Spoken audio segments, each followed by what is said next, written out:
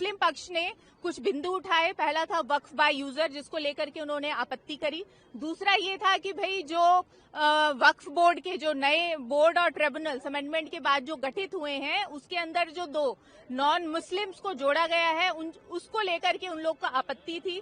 तो यहाँ पे हमारा हिंदुओं पक्ष का ये कहना है न्यायालय के समक्ष कि देखिए 1995 के वक्फ बोर्ड में ये था कि वक्फ बोर्ड ओपनली ये कहता है कि अगर कोई भी गैर मुस्लिम वक्फ बोर्ड को संपत्ति डोनेट कर सकता है, वो किसी भी गैर मुस्लिम से संपत्ति लेने के लिए तैयार है।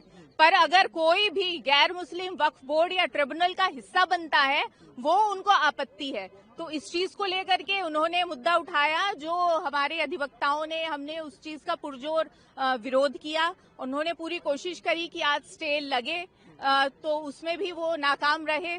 दूसरा, माननीय दिल्ली हाईकोर्ट के समक्ष भी बहुत सारी ऐसी याचिकाएं पेंडिंग है जहां पे पहले पिछले वक्फ बोर्ड को चैलेंज किया गया है।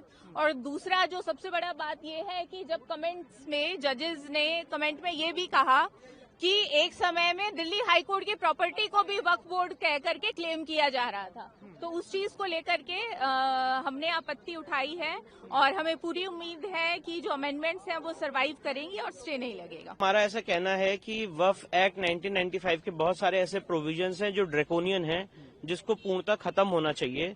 और 1-2 तरह की सिचुएशन है। सबसे पहली सिचुएशन ये है कि जो आज एक बैच ऑफ पिटिशंस लगाई गई हैं जिसमें वक्फ एक्ट को चुनौती दी गई है, अमेंडमेंट एक्ट को। तो अगर एक ऐसी सिचुएशन बनती, क्योंकि उसमें उन्होंने स्टे की भी बात कही है, तो अगर स्टे की बात कही है तो जो पहले के प्रोविजंस हैं वो लागू हो जाएंगे। तो हमने कहा है कि वो प्रोविजंस को भी स्टे करना चाहिए, क्योंकि वो सारे प्रोविजंस भी ड्रैकोनियन है। Point number 1। पॉइंट नंबर 2, वक्फ एक्ट 1995 में ड्रैकोनियन प्रोविजंस अभी भी हैं जो अमेंडमेंट एक्सरसाइज से रह गए, उसको भी हमने चुनौती दी है। फॉर एग्जांपल, जो पर्सन एग्रीव्ड शब्द यूज है, जिसमें नॉन मुस्लिम्स भी आते हैं और उनको ये ऑब्लिगेशन है कि उसको वक्फ ट्राइब्यूनल में चैलेंज करें, उनकी जमीन अगर चली गई है, उसको हमने चैलेंज किया है। वक्फ ट्राइब्यूनल पूर्णतः गलत है, सारे मामले सिविल कोर्ट जाने चाहिए, ये मांग हमने की है। सेक्शन 89 में अगर वक्फ के खिलाफ केस फाइल करना है तो नोटिस देने का प्रावधान है, उसको हमने चैलेंज किया है। शामला दा, जो एक गांव समाज की जमीन होती है, वो पूरी की पूरी जमीन वक्फ को घोषित कर दी गई है वक्फ की डेफिनेशन में, उसको हमने चैलेंज किया है।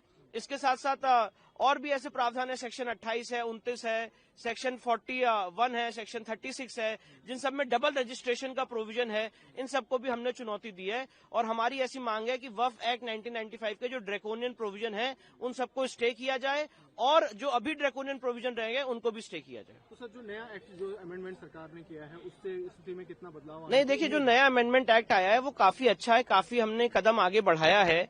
जैसे सेक्शन 3B आया है, 3C आया है, 3D आया है, वक्फ बाय यूजर को खत्म किया गया है। और जो पूर्व में वक्फ बाय यूजर है, अगर उस पर डिस्प्यूट है तो वक्फ बाय यूजर नहीं माना जाएगा, ये सब उसमें मेंशन है। सारे वक्फ के डॉक्यूमेंट्स का दस्तावेज सबमिट करने का मैंडेट दिया गया सेक्शन 3B में। सेक्शन 3C में कहा गया कि सारी सरकारी संपत्ति वापस ली जाएंगी। सेक्शन 3D में कहा गया कि वक्फ का जो कानून है वो ASI संपत्तियों पर लागू नहीं होगा।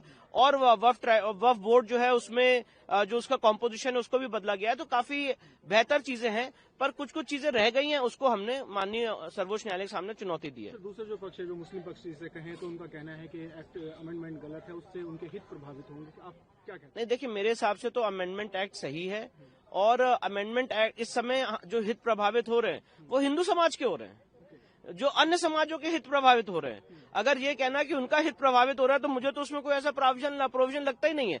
आप मुझे बताइए, अगर इस्लामिक लॉ ये कहता है कि वक्फ बिना वक्फ डीड के नहीं हो सकता है, तो यही बात तो सेक्शन 36 में लाई गई है। अगर वक्फ बाय यूजर का कंसेप्ट कोई भी किसी भी इस्लामिक लॉ में नहीं है, ना किसी माननीय कुरान में है, ना हदीस में है, तो फिर उसमें क्या दिक्कत है? यही बात तो इस प्रोविजन में लाई गई है। तो यहाँ पे पॉइंट इन इशू ये, डिबेट ये है कि अभी भी ऐसे ड्रैकोनियन प्रोविजन है जो हमें इम्पैक्ट कर रहे हैं, हमारे राइट्स को इम्पैक्ट कर रहे हैं, इसलिए हमने उसको चुनौती दी है। सर, बंगाल सरकार ने इसका मुखर विरोध किया है, कहा है कि हम लागू नहीं होने देंगे, क्या देखिए, मुझे ऐसा लगता है कि इस तरह के जो बयान है ये असंवैधानिक है। ये सेंट्रल एक्ट है, केंद्रीय कानून है और हर सरकार का ये दायित्व है, स्टेट गवर्नमेंट का, कि वो सेंट्रल एक्ट को इम्प्लीमेंट करे, लागू करे।